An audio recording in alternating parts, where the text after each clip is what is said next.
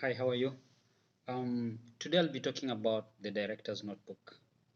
A director's notebook is usually one of the most important tasks in the IB curriculum. So, what is it about and where do you get started? Of course, as a student, you have to choose a play. So, for example, if you choose Annie the musical, the first thing you do is read the script.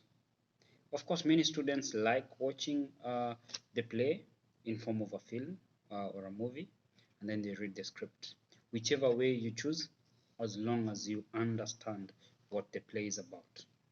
So, read the script, understand the play, understand the plot and the flow of the play.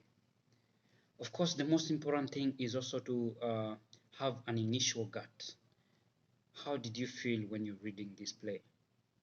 What is the first thought, idea that came in while you are reading this play? That is very important.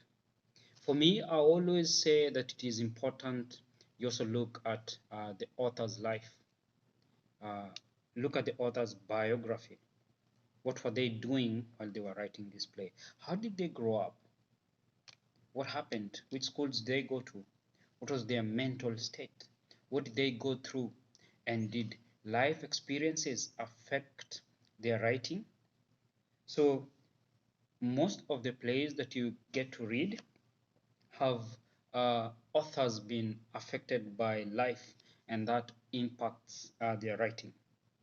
The next thing that you have to look at is the cultural, social, political, religious conditions of the time when the play was being written. How were the people living there? What kind of lifestyle were they leading? What religion did they believe in? What kind of political setup was the country in when this play was being written? Most of the authors tend to take what is in the society and they include that in their write-up. Maybe some of these things can have an impact in their writing, can have an impact on characters, can have an impact on the plot, and sometimes there is no impact. The next important thing is you look at the themes that are being addressed by this play. What are these themes? Is it about education, marriage? Is it about religion? Is it about love? Is it about hate? And are these themes related in any way? All right. So it's good to look at the themes because themes are the ones that drive the plot. When you're looking at the themes, do not forget to look at the characters and their traits. So I always advise students to always start with major characters. Um, if you have 10 characters and 4 of them are major characters and you have 6 as minor characters, then take 4 who are the major characters and analyze those 4 uh, in a very descriptive sense. Each character has a story to tell, and there's a link between one character and the next. The more you analyze these characters, the more you'll understand the author's goal and what they really wanted to achieve with the entire story. The other important thing is looking at the period and location where the events took place in this particular play. Every play has a setting, and every setting has a reason why those scenario or activities happen in that particular setting. There's a reason why a play would be set up in a room that does not have a door or a window in in a certain play, and then there's a reason why someone would create a play, for example, in a room where characters cannot be able to escape. If you look at the play and in the musical, you have different settings, one in an orphan and one in a nice place. One of the characters is in a rich mansion, and other kids are in an orphanage that looks so, it looks so disorganized. There's a reason why you have those particular settings in that particular period of time. And of course, you can see the effect or the impact of that is because of war. And war affected so many kids and they became orphans. And that is among the reasons why some of these plots are written in some of the settings. So setting has a great role to play in a story. Now, the next important thing is to look at where was the author when he or she was writing this play? Why did they write this play? This play, who was it for? So you need to look at the target audience for the play, because the target audience also have a say in how the play is going to be written. A play written for small kids will have words that are written specifically for small kids. A play written for the teenagers have different twists and turns in the story.